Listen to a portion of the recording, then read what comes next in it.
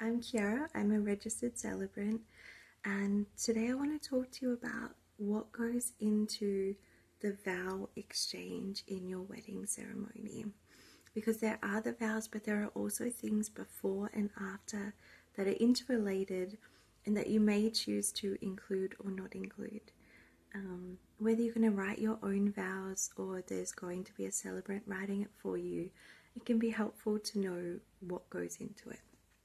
So, the first part is the pre-vows, and that is usually declaring what you love about the other person. So it could be, Sally, when I first saw you, I couldn't take my eyes off you, and as I got to know you, you only became even more unique and beautiful and wonderful to me. As a very off the cuff example, you're explaining what you love about them and maybe what you love about your lives together or what you want for your lives together. And then so that's called the pre vows. And then the next section is the asking.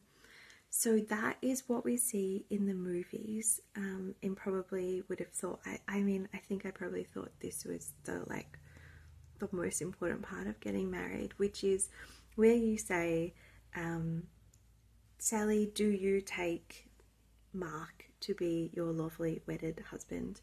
And then Sally says, hopefully, Sally says, I do. All going according to plan, Sally says, I do. That is the asking, and you can, so with the pre-vows and the asking, you can choose whether you want to include those or not. And you can choose whether the celebrant writes them for you or not. The asking could be the traditional asking, or it could be, again, I'll go with Sally and Mark, they're my auntie and uncle, so that's just what came to mind. Sally, okay, so we're going with the asking. Sally, do you promise to always pick up Mark's socks and put them in the washing without nagging him? I don't know, that's a really not so fun one. Let me think. Sally, do you promise to accept and even grow to love Mark's farts?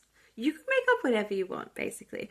They can be romantic, they can be funny, or they can be traditional.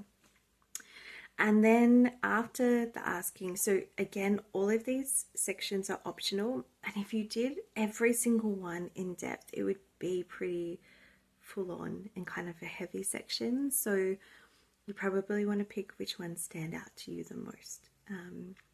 You'll see there's still two more sections I'm going to talk about.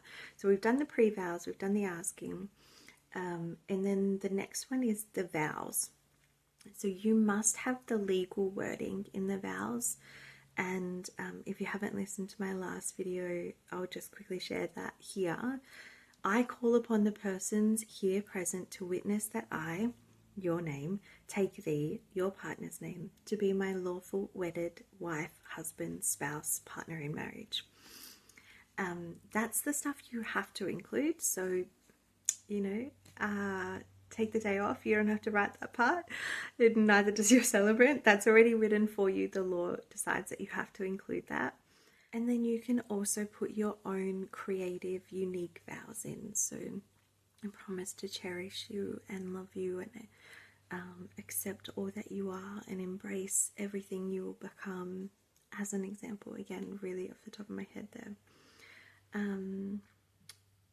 Just like a little asterisk here, your creative, unique, personalized vows cannot go against the spirit of the legal words. So you can't say, for as long as it feels right, because in Australia, marriage means for life. Whether you then end up having a divorce or not, you are promising on the day that you get married that you will be together for life. You are vowing that. And so you can't then sort of say something that negates the fact that you are choosing to spend your life with that person in that moment on that day. So I doubt that you really would, but just a little asterisk there. So then after the vows, you have the opportunity to exchange the rings, if you're doing that at all. And if you're doing that, you can choose sort of how in depth you go with that. If you've already done the pre-vows, the asking, the vows, maybe by the time you exchange the rings, you don't want to say very much, you just exchange them. Or you can do, again, another form of a vow. So, dear Mark, as I place this ring on your finger, I promise to love you for all of eternity, as an example. Again, really off the top of my head. So I hope that helps you understand what goes into that section. I can talk another day about what goes into the whole ceremony and the more general elements. But in that exchanging of vows sort of whole section, we have the pre-vows, the asking, the vows, which is made up of the legals and your own, and the exchange of rings. And you get to choose whether you do them at all, except for the legal vow part, or how in depth you want to go, or if you want to make some parts of it deep and serious and romantic and other parts of it just funny and make your guests laugh, make each other laugh. So yeah, I hope that helps you understand that. And then tomorrow I'm going to talk about how you can write your own vows and some sort of pre-writing home play, I guess you could call it, that I would suggest that you do with your partner before you write your vows.